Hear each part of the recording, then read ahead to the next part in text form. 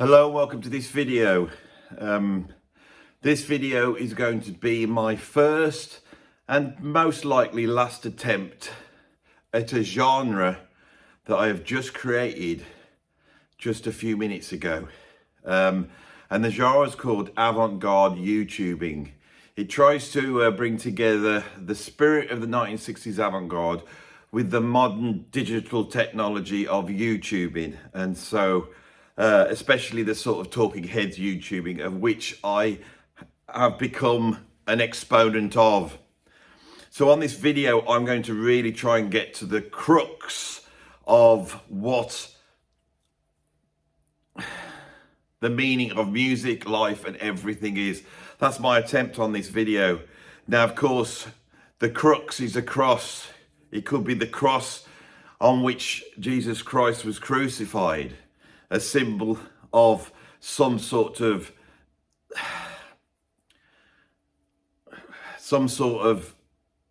the thing we look for in life, you know, some sort of redemption, some sort of way out of whatever we think is bad about our lives. Some sort of, our lives aren't good, are they? They're not good. We don't think they're good. We're always trying to make them better. Maybe they are good, but we want them even better. We keep wanting to make them better. You know, we want to escape our sins. We want to find redemption. I've said that already, because I cannot really explain what I want. I can't explain what you want. I don't know what anybody wants. I actually don't know. But that's the crux. But the crux could be the crossroads on which you meet the devil, Satan, and do a deal. And he'll give you all these wonderful things, the things he promised in Jesus. The cross. The cross can represent both things, can't it? Both ways, both directions. And it's a crossroads. Which one do you take? I don't know which one to take. The right hand or the left hand? I don't know. The right hand doesn't know what the left hand's doing, does it? But does the left hand know what the right hand's doing? Nobody ever asks that question, do they? They ask certain questions, but they don't ask other questions. What are the questions that they don't ask? Does anyone ever ask that question? Is that actually a question to ask, whether you can ask a question that you haven't asked? Obviously, the answer will be yes or no. What if it's yes? What if it's no? These are the things where we start our questions. Redemption, damnation. Are we just happy to sit in bed eating biscuits and watching other stuff going on YouTube, other people doing other things? That's what my dad used to say. But that was back in the 1970s, when he would just catch us reading the Radio Times. If he did that, he would tell us off. Why are you reading the Radio Times for? Because I want to see what's on the telly. Why? It's chewing gum for the eyes. Right, it's just watching other people doing stuff. Why don't you go outside and do something else instead? And what was bizarre, the television told us that as well, in the summer holidays at least. Well, they did my summer holidays. There was a program called Why Don't You? And they wanted you to go outside and do other stuff. But of course, we are very aware of the same sort of problem that I opened up at the beginning of this video. And that is the fact that, you know, if you go outside, you can't watch that television program. But if you do go outside, you're doing precisely what the program says. But did you need a whole program to say that? Do you need a whole video that's how long this is going to be for me to tell you that you're asking the wrong questions, maybe? Or you're asking the right questions, but in the wrong way? Or you don't need to ask questions? What's it all about? Colin Wilson, one of my favourite writers, who spent a lifetime trying to work out what it's about, used to walk up to his bedroom window in the night, in the middle of the night, and he used to look out up into the stars of the sky, and he used to say, what does it all mean? Right? He couldn't take it. I can't take it. What does it all mean? We want it to mean something. And then if it means something, then that means that we know what it means, and then we'll be happy. Because happy is knowing the meaning of things, isn't it? It's not at all, is it? It's not that. So why do we want to know what things mean? Do we have to know what everything means? What about the things we don't know? We don't ask. That's the crux of this video, is what aren't we asking? And the question we're not asking is, why do you need to know? Why do you need to know? But that's a cop-out, isn't it? That's always used by idiots against you in arguments. When you corner them and you're asking questions, you know, especially in politics. Yeah, but why do you need to know? Why do you need to know? I don't suppose I do need to know, really. What do I really know? Well, I tell you what I know. I know the stuff that was in The Ascent of Man by Jacob Bronowski, that was in Life on Earth, that was in this program that I cannot remember the name of, that was on in the late 70s, which was about Charles Darwin's trip on the Beagle with Captain Fitzroy. They didn't get on. They sort of did, but they didn't know Captain Fitzroy. Captain Fitzroy had these huge sideboards on him. And it made such an impression on me and my brother that we used to call huge sideboards Fitzroys after that program. We were the only people in the world that probably did that, which is quite interesting.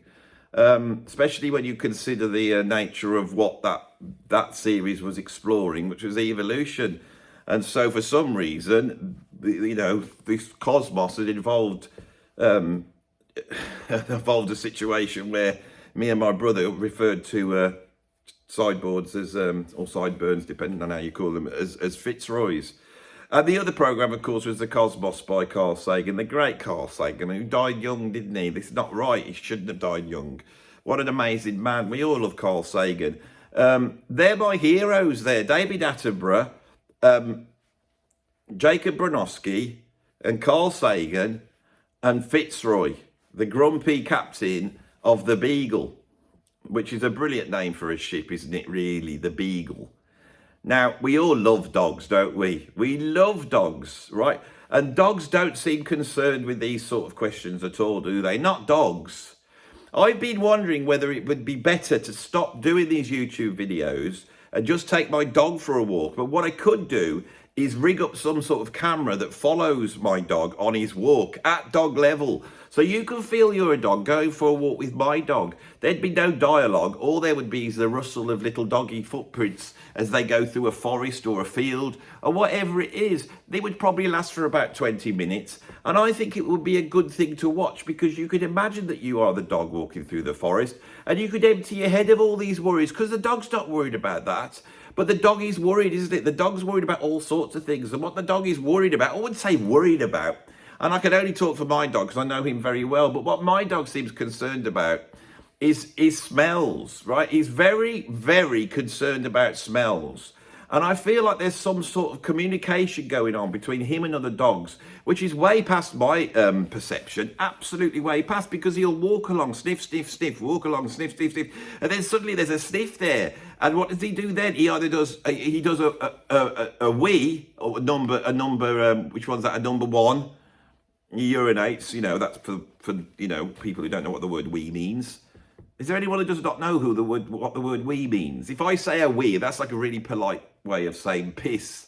Although if you're French, they use that word piss as though that's just a normal word. I mean, the children are there going, you know, avec un pisse, like that, and then you know, the British people are going, oh, that's a bit near the knuckle, is it, for a child to say such a thing? And that's the point, isn't it? Dogs have their way of talking, and the French have their way of talking, and we're all trying to talk to each other, and we're all hoping that everybody knows what everybody else means. But do they really know what they mean? And do the dogs know what they mean? I feel like the dogs do. I feel like the dogs' communication is absolutely objective, because why would they bother to do anything else? Mojo's never going to lie. When he does his little wee, he's not lying. He can't be lying, can he? He wheezes on the floor for another dog to come along and sniff. And then they sniff it, and then they put their bit of wee and maybe even a poo down. But I feel like the poos that my dog does, they are more functional to rid the dog of his stomach contents, you know, as excrement. But he urinates it's not like I urinate. When I urinate, it's the whole lot all at once. It just goes in, and then I flush like that. Stopping halfway through, it's possible, it can be done, but it's not something you'd want to do. Well, you might want to do it because the doctor says it's a good way of strengthening down there. And this is the thing, isn't it? You know, when you're born as a child, those are the considerations you've got. Really, you can tell with little kids. You know, they you know, once they've got past just looking at you and crying because they want some food, once they got past that thing, the next thing is going to the toilet, isn't it? Going to the toilet's an important thing, isn't it? Really, if you think about it. I had quite traumatic things happen to me when I was young about going to the toilet, and I've always been quite traumatized by it, and I've always been very sensitive about going to the toilet. So even just saying, you know, can I please go to the toilet? It was something when I was younger I found great difficulty doing. So I would hold it, especially at school. And then I would start to panic, feeling trapped in the school, which should be a place of welcoming, learning, and that. So I wasn't listening to what the teacher was saying. I was just sat there, and the teacher would be going on and on and on about the Battle of Hastings, and I would be wanting to wee, and I'd be holding it because I'd be too scared to put up my hand and say, can I go to the toilet? Which is bizarre because I'm a human being and we go to the toilet, but it was like admitting to something that I didn't want to admit to. It was admitting to that I was a human being, that I pissed and I shit. To put it crudely, I'm sorry, Mom, if you're watching, but that's the truth, isn't it? That's who we are. We're born and we die, you know, and we suffer, and we don't want to suffer, do we? We don't want to suffer. We want our poos and our wees to go in a nice, clean fashion, really, most of us, don't they? We don't want to just be doing it all over the place. And so, really, the whole of civilization is about going to the toilet, isn't it, really? Forget music, forget life and meaning, you know. If the toilets went down, we'd stop worrying about that. Really think about it. If you were given the job of looking after your own excrement and urine, okay, especially those who haven't got any sort of garden. Many of you have got a garden with 4 people. After a few months, you'd be in a right mess, literally. My dog hasn't got such luxuries. Right, so that's probably why it's so important to him when he goes out for his walk. That's probably why it's so important. As he walks down, you know, sniffing, and that's why he's walking out what all the other dogs are doing. But for us human beings, we're alive, right? We breathe the air in and we breathe it out. We eat our food, and our food's all wrong. Why is everything all wrong? You know what is wrong? It's the things we like that are wrong, okay? That's the problem. Rousseau had this idea of the noble savage, didn't he? The old noble savage, out there he was, like a Native American, all correct, never says anything wrong, the words of wisdom everywhere. And I was always like, hang on, Native Americans, I don't want to live in a wigwam. I don't want to live in a wigwam. That's the bottom line. I don't care how wise they are and noble, right?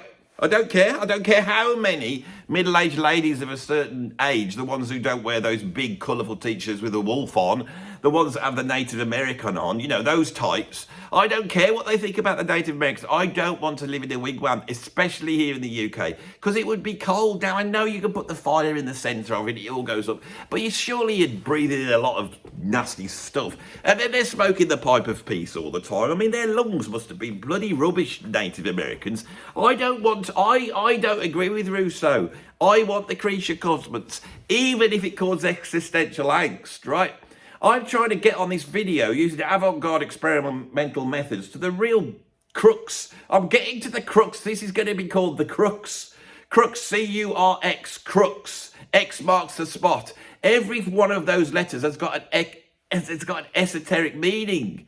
Right, C, that's Latin for 100, isn't it? As in centurion or century. That's how long we're going to live, roughly. We might go a little bit over it, we're probably under it. That's the limits of who we are in terms of time.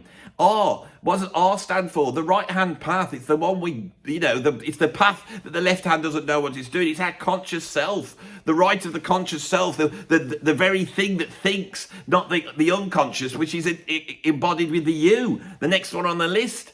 And what do we do when we put that, when we've got our life and we've got our experience and we've got our consciousness and our unconsciousness, we put all that together, we come down to the crux, don't we? The crux. And that's what I've arrived at on this video. I didn't mean to arrive on this video at the crux, but that's where I started and that's where I'll end.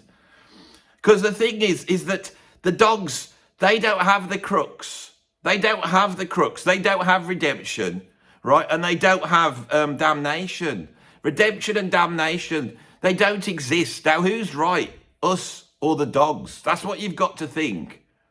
I mean, think about it from the dog's point of view. Many, many, many years ago, there they are. They're noble wolves, pack animals. They stick together. They look after each other.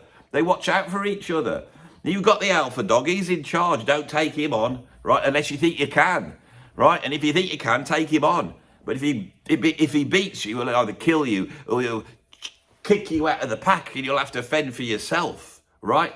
And you won't be able to, not on your own, because you need everybody else. You need to be a part of the pack. That's really important. The dog needs to be a part of the pack, as do we. We were the same thing. We were like pack animals. We're sat in our caves or whatever they did in the olden days, aren't we?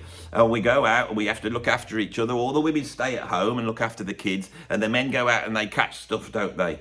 You know, the women might go out and pick a few berries or something like that, but they got to watch out what they're doing, because people could come along and kill them and rape them. So they really, really, you know, that's a concern. And so the men go out, right, and they have to fight other people off. And if they see somebody else from another tribe, they know what they've got to do: kill them. When they do, nobody tells them up for it. There's no laws, right? Nobody says, oh, you're in the army, so you're allowed to kill people. They just kill them. They smash their skulls in with rocks or whatever. They build tools to kill them. And then when they're not doing that, they're all sitting there trying to think how to catch these massive big beasts. Huge big beasts. How are we going to bring down the big beast? And when they bring down the big beast, can you imagine what it was like when you returned back to your community? Now, apparently, what the anthropologists say is that they actually had a system in these sort of tribal communities that would put down these people so they wouldn't get too big-headed. I like the thought of that. But deep down, they must have felt good about it when they returned home with a great big bison or buffalo or badger or whatever it is that you would catch. That's what you'd be going for. There's not that many large animals in the UK. That's probably why you didn't have the people that go that far back. I don't know when you first had people in the UK. I imagine it was after they had them in Africa and stuff like that. You know, but they did have bears and they did have some sort of pig thing in the forests of the UK, but they're not there anymore. And there's probably some people out there that would like to introduce the bears back. Why do they want to introduce the bears back? Right, they're not there anymore. What are they going to do? They've introduced hogs. There's hogs living now in the forest. Hog could bite your bloody leg off. Before the hogs were there, the worst thing you could get is maybe being bothered by a badger or a fox. They ain't going to bother you too much, you know. I think the most dangerous thing we had in the UK was the adder, right? A little adder that might bite you, but they are poisonous. So you want to avoid those. Or a swan. And the worst thing about the swan, as I have relayed on this channel before, is the swan is protected by our king as well. So you can't, if he does try and come and, you know, break your arm with his big swan neck, you're in trouble. Right, now I'm going into the realms of comedy as we come up to 20 minutes, just to pep this up, because I want to see how many people stay to the end of this nonsense. But is it nonsense? Is some sort of outside force working, you know, working for me at the moment? You know, I mean, I can't just spit out all this nonsense and rubbish. I mean, where's it coming from? You know, I started with one subject, and now you understand what the experimental avant-garde nature of this video was. It was just to start talking and see what happens, see where we go. Right, and what we got to was the dog, hadn't we? The relationship between dog and man. Why is that so important? I could not be, but that's where I've arrived at. I'm trying to tell you something important. I want this video to be the best video on YouTube. I want you to, you know, because I will feel good like those people returning with the big bison. Everything that we're doing, especially us blokes, just to replace the glory of coming back with a huge bison or buffalo or badger on our shoulders like that as we walk into our community and they all go, hey, brilliant, a nice nosh up, because everyone loves a nosh up. We've got to go back to back at the beginning. All I want to do is lie in bed and eat biscuits and watch videos. I was told this the other day by Francis Dunnery from It Bites. That's how that's how weird the world is. It does bite. Animals bite. You've got to watch them. Don't go near them because they bite. But ancient man had to. They had to fight saber-toothed tigers. They had to fight all manner of things. That's what their day-to-day was. Right? And if they're in the cave, right, the last thing they're going to do is go to the toilet in the cave, isn't it? So they would have to venture out of that cave somewhere. They had to worry about this. And they obviously had a place, and I don't know how they did it. Who knows? I bet some sort of archaeologist knows.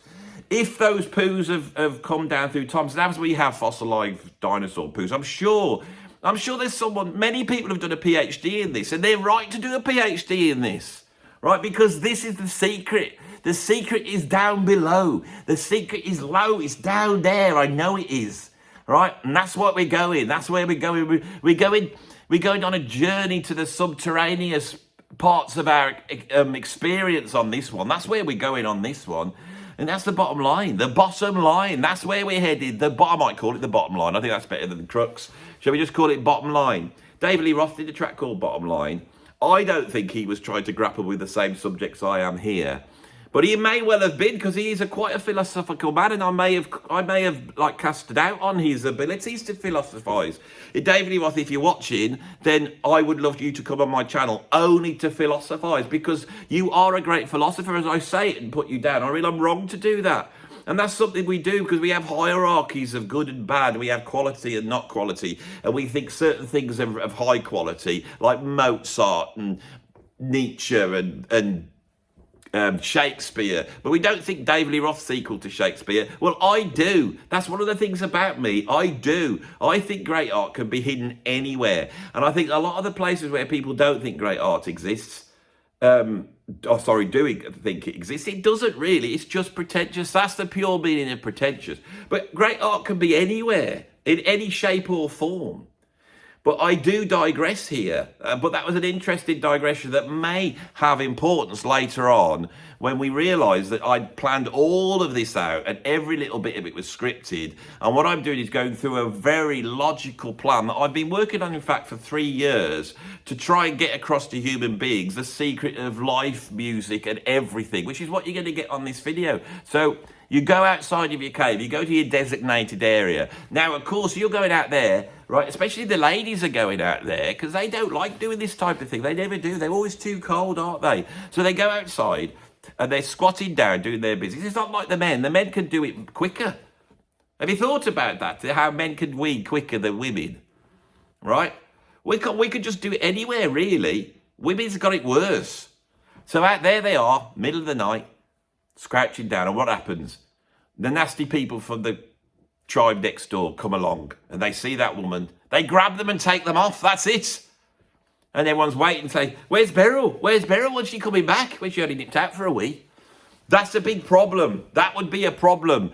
And the men in that community would be, oh, we've let them down there. How can we sort this out? Well, we could have people on sentry duty outside. But then they find that they aren't in the safety of the cave, and it just brings the other people down. It's all about aggression. It's all about fighting. It's all about being top dog, right? But the dogs, what about the top dogs? What's he saying to his community? He's saying this. He goes, you know those humans over there, right? I don't think we should be trying to eat them, because there'd be wolves, you see, back then. I don't think we should be trying to eat them, he says to the rest of them. What shall we do then? I said, well, they've got meat as it is. And I've noticed they come outside and they do their wheeze and poos outside. Oh, we've all noticed that. Yeah, that's very important. I was sniffing around there the other day. Very strange species the human beings are. No communication whatsoever. I got very little from it, except the fact that they're very aggressive and they don't seem to get on with people. You know, we seem to be much more happier to get on with everybody, except the ones we want to eat. And they said, that's true. They all nodded in agreement. But the top dog, who was the alpha dog, he said, yeah, but the thing is, if we lurk outside, if you've noticed, not only did they dump their excrement outside, but they also dump the bones, and those bones got bits of meat on. And then actually, with our big doggy gnashers, our teeth, we can bite inside those bones and get a bit of the marrow out. They're trying to, but we can do it so much better. Oh, look, and as they said this, a caveman threw one of the bones from one of the bisons or the buffaloes or the badgers, threw it out. It lands outside, doesn't it? And the dog goes running up, right? So before now, the dogs go, we're getting on. We're not going to talk to the humans. If they come near us, we'll kill them.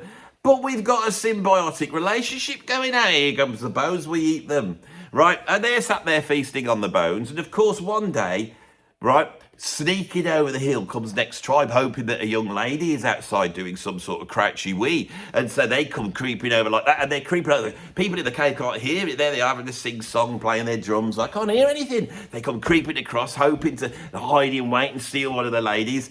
And the dogs are, you know what they do? Arr, arr, they start howling. And the humans in the cave go, what's going on? And they go outside, don't they? They're outside looking around. My God, look. There's people they go, get off. All the men come out as one, right? All as one, like the pack of dogs. They come out, right? And they shoo them off. And they go, well, leave those dogs there. Just leave them there. And this goes on for thousands of years like this. Thousands of years. Inside bone doggies. Inside bone. And they start to look at the dogs, right? Now, they're probably going to want to grab one of those dogs. You're going to, aren't you? Just out of nosiness, really. And so, you look at it. Now, you're watching the dogs and you go, that one's a nasty piece of work. That one's a nasty piece of work. That one, look at that little one there. It's like when I got my dog. I went to this farm to get these dogs. There were these 2 dogs there. And they were both nice little dogs, but the one just seemed a bit feistier than the other one. And the other one, my dog, was a little bit more quieter in the corner. You can see it straight off with a puppy, right? And so we had the little quiet one because we didn't want some raving lunatic in the house. We wanted someone a bit more subdued. This is what life is. This is what we do. They're the judgments we make. And they would have done that, and they would have brought these dogs in to the caves, the ones who are a little bit more nicer, cuter, I suppose. And these dogs would have mated with each other and made even nicer dogs. And before you know it, it's Halloween, and these dogs have turned into all the different makes of dogs, and they're having to walk out like this, dressed as Frankenstein, with the trouser legs down. You know what I'm saying? Like that. Or maybe somebody from the Pirates of the Caribbean. And the dogs are there going, what the hell happened? Right? And they're saying, I don't know. I don't know. I mean, I'm no longer in my pack of dogs. I'm in this pack with the humans. I've become part of the humans, and they seem to put me right at the top. These guys have to go out and work and make money and pay for stuff. I don't have to do it at all. The food just appears. It's absolutely amazing. That's what the dogs think. And then they look out the window of the dogs that are outside and they go, oh, that's bad. I don't want to end up like that. But who cares? They don't care about that. They don't have socialism. They don't have redistributive economics. They don't have capitalism dogs. They just sit there taking it all in. And the thing is that with a dog, you've only got to say walkies, and they're so happy, aren't they? That's all they want. So they can go out and get their noses right in the excrement of existence. They're down below. It's visceral. And that's what we're missing, isn't it? Because our civilization, the reason why we can do this to the dogs is because we've created something which is not, it's brilliant in that civilization enables you to go, what's the point in this? And that's the answer to the question. That is the answer I've come to. If you want to know what the answer is the reason why I ask what the meaning of life is, and we get all upset about it, we want to know, and it's why you clicked on this video, is because we ask it. Right? It's because we ask it. Because we live in a world that's comfortable for us to ask it. We stop for a minute and we go, what is this? And when we ask that, we might say, I wonder how long time's gone on for. Will it go on forever? Well, just forever and ever? That doesn't seem right. So it must have come to an end then. That doesn't seem right. What about if you go to the beginning? Does it go back to a point? They can't do that because there must be time before that. But it can't go back forever, can it? Because it never started. That doesn't make sense. It really doesn't make sense, does it? I don't like that. And you feel that feeling in your stomach, don't you? Don't like it at all. And what about space? Time's bad enough. But space? I mean, what happens if you get into a spaceship, you keep driving, you keep driving, you keep driving? I mean, in the UK, if you do that, you end up at the seaside, don't you? And that's it, you stop then. But the universe isn't like that. It can't come to the end of the universe. There's got to be something after it. Maybe it's the sea that's after it. Maybe the universe is sat in some sort of sea that you can't go in. But you can go in if you've got your trunks with you. I don't understand it. But it can't come to an end either, can it? Doesn't make sense, does it? It can't do one, it can't do the other. That makes me have a stomach, makes me go over. But worse than that, If we go the opposite way and we start looking at things tinier and tinier, get the microscope out and going tinier and tinier, and now human beings have been so clever, God knows why they've bothered to do this, but they spent millions on that CERN big donutty thing under the ground where they shoot particles around at each other. Why are they doing it for? Because all that happens when they do that, they realise that they don't understand what's going on. They don't understand it. I had a quantum physicist on this channel, and he said we just can't understand that either. When we get right down to it, particles aren't particles, they're waves, except when they're not waves and they're particles. But the one thing they never are is particles and waves. You can't put those two things together, right? Things can't go on forever, they can't be finite, they can't be infinite, and they can't be finite. No, they can't. And if things can't be finite or infinite, right, then nothing could exist, but it does. And it doesn't make sense, right? It does not make sense. You know why? Because we can't understand it. We're not designed to understand it. We're supposed to be like the dogs walking around sniffing bits of poo. We're supposed to be down like the birds, just thinking, oh, I'm going to go out and find some twigs from my nest. We should be just doing, but we can't. And it's great that we can't. The reason why we can't is because we've created a civilization. Why have we created a civilization? Nobody knows. You can't answer it. That's the truth. As my mum used to say when I was little, say you don't know.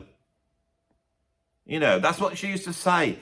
And I didn't even know what that means. To this day, I don't know what that means. But I think my mum was right. Say you don't know. Mom? What? When's dinner coming? Don't know. Oh, don't you know when it's coming?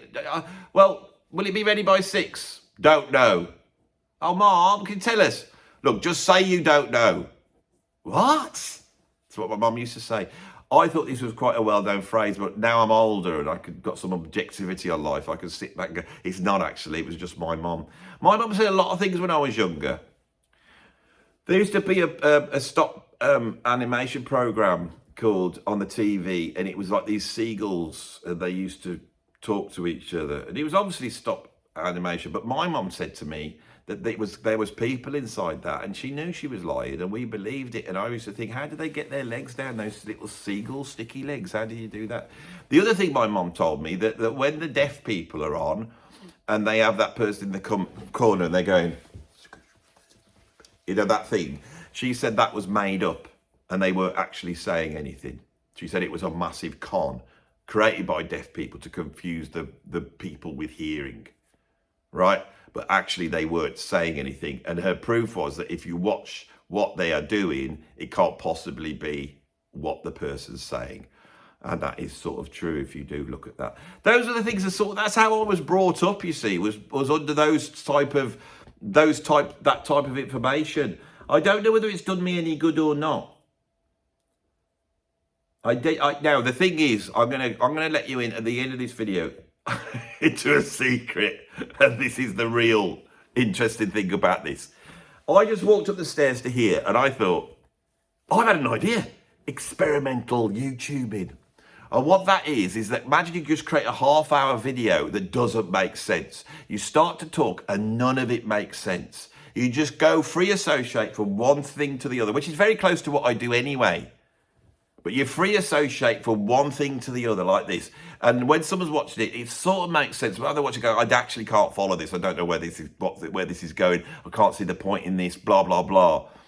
And that's what I plan to do. I really wanted it to be like Finnegan's Wake, but in YouTube form. That was my idea. That's how pretentious I am. Why don't you do Finnegan's Wake, but in YouTube form? I can do that.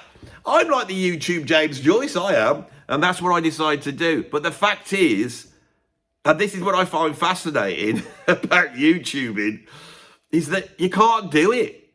And actually, that sort of made sense, did it? Did it make sense? Did it make sense? So what is the meaning of live music and everything? The meaning is that we try and find meaning because we're so comfortable. That we've created something around us that enables us. We should rejoice when we ask what the meaning of life, music and everything is. We couldn't just be doing, right? And we all want to, especially middle class people, they all want to be in a state where they're just doing, aren't they? I went to yoga class last night, they were talking about mindfulness, and it was really good. let off loads of joss sticks and they were all smelly, and then the person got this bowl and they made this and they were banging it like this, and I was sitting and I got my arm up here like that, and I was like that with my eyes closed, and suddenly I thought, yes, I'm being mindful now. Mindful. You can find yourself being mindful easily, you know, just run into the centre of the motorway and you'll be pretty mindful then. What a lot of nonsense us human beings get up to, eh? Right, stop asking the questions and just get on with doing it. That's it. Right? Don't get taken in by the media. Don't get taken in by people like me on YouTube. Just get out there, right, and check out the beautiful outside. The beautiful sky. Look at it. Beauty. Finished.